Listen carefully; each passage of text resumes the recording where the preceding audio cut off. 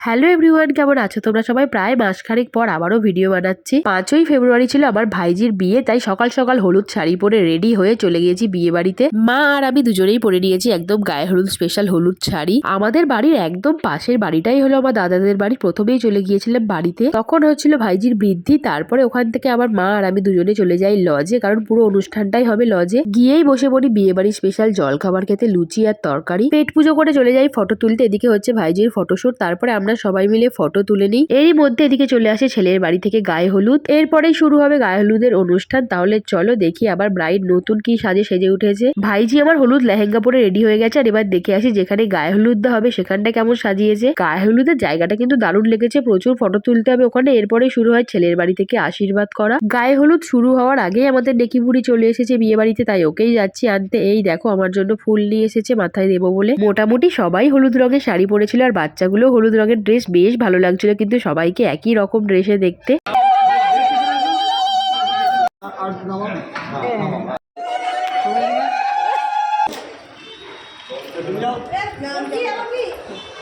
গায়ে হলুদ কমপ্লিট। এদিকে আমি আর দিদি বসে প্রচুর ফটো তুলে নিয়েছি এই জায়গাটা। এবার যাব খেতে। দুপুরে খাওয়া দাওয়া কমপ্লিট করে যাওয়ার পরেই বসে পড়তে হবে সাজুগুজু করতে, কারণ গোধূলি লগ্নে বিয়ে। দুপুরে খাওয়া দাওয়া করে চললাম বাড়ির পথে, আবারও সাজুগুজু করে আসবো বিয়ের ভিডিও নিয়ে।